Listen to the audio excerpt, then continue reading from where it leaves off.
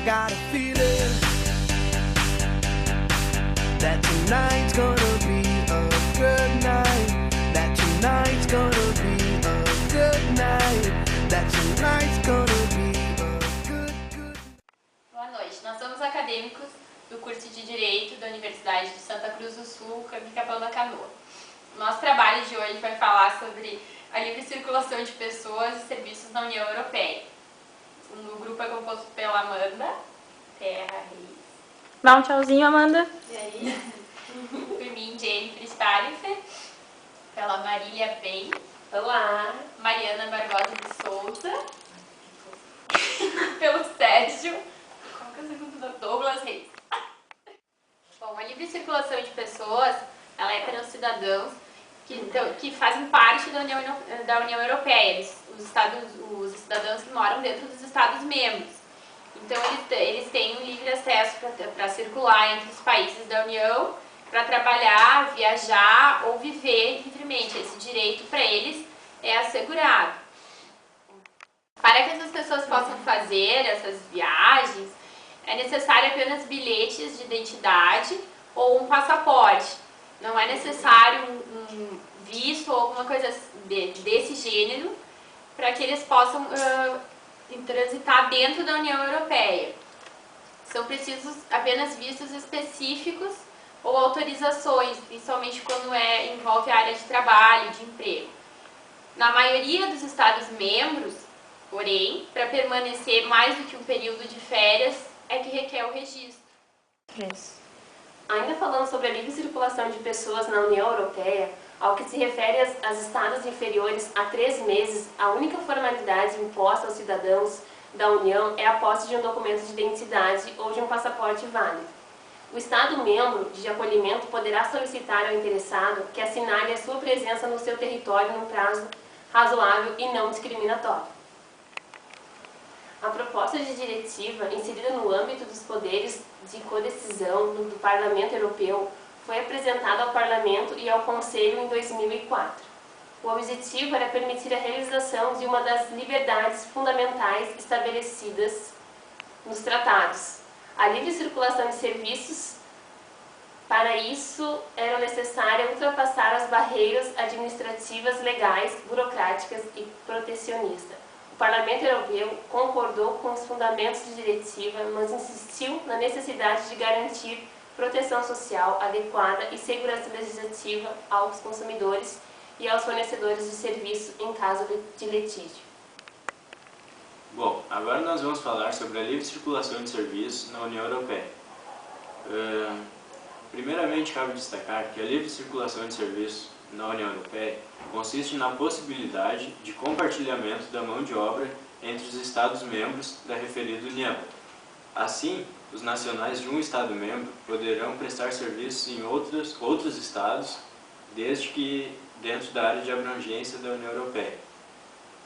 Sendo assim, tal possibilidade é regulada pela Diretiva de Serviços. Bom, primeiramente cabe destacar que a proposta da Diretiva de Serviços tornou-se o centro da campanha pelo não no referendo francês de 2005 acerca do Tratado da Constituição da União Europeia. A onda causada pela Diretiva de Serviços fez a Comissão recuar um pouco. Assim, ela afirmou que não alargaria a proposta de serviços públicos, como na medicina, por exemplo, e que nos países que esse tipo de serviço fossem apenas disponibilizados pelos governos, o mercado não seria aberto à concorrência de abrangência da livre circulação de serviços. Após intensas discussões, a Diretiva de Serviços foi finalmente aprovada pelo Parlamento Europeu e pelo Conselho, em dezembro do ano de 2006. Resultou de um compromisso negociado entre as instituições europeias, e não foi tão longe quanto a Comissão esperava, inicialmente. Todavia, permite que fornecedores de serviços atuem mais facilmente além das fronteiras nacionais e envolve uma vasta gama de áreas comerciais, conforme a Amanda vai falar posteriormente. Praticamente todos os serviços, as empresas estão incluídos, tal como serviços prestados por advogados, arquitetos, entre outros. Mas a Amanda vai referir mais precisamente posteriormente. Obrigado. Continuando sobre a livre circulação de serviços na União Europeia, eu vou falar sobre os serviços abrangidos pela diretiva. Os serviços abrangidos pela diretiva pertencem a um amplo leque de atividades, entre as quais se contam os serviços empresariais, como, por exemplo, serviços de consultoria em gestão, de certificação e ensaio, os serviços de gestão e manutenção de escritório, os serviços do domínio da publicidade, os serviços de recrutamento ou ainda os serviços dos agentes comerciais. Os serviços abrangidos englobam também os serviços fornecidos simultaneamente às empresas e aos consumidores, como os serviços de consultoria jurídica ou fiscal, os serviços relativos à propriedade, como as agências imobiliárias, os serviços de construção, incluindo os serviços de arquitetura, a distribuição, a organização de feiras, o aluguel de automóveis e as agências de viagem. São ainda abrangidos os serviços aos consumidores, como os serviços no domínio do turismo, incluindo os guias turísticos, os serviços de lazer, os centros desportivos e os parques de atrações, e na medida em que não se encontram excluídos do âmbito de aplicação da diretiva, os serviços ao domicílio, como o apoio às pessoas idosas. Essas atividades podem referir-se quer a serviços que impliquem uma proximidade entre prestador e destinatário, quer a serviços que impliquem uma deslocação do destinatário ou do prestador, quer a serviços que possam ser fornecidos à distância.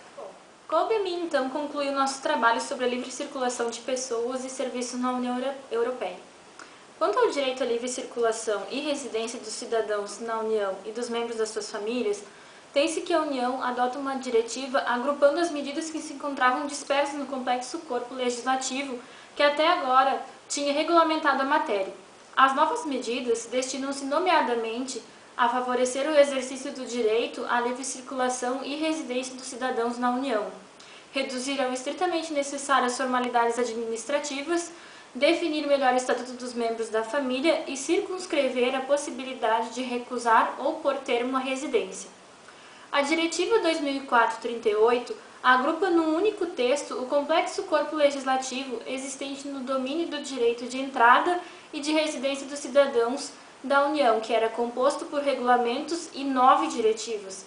Esta simplificação ajudará não só os cidadãos, mas também as administrações nacionais a aplicarem esses direitos. Além disso, a diretiva tem por objetivo simplificar ao máximo as formalidades do exercício do direito de residência dos cidadãos na União Europeia e das suas famílias.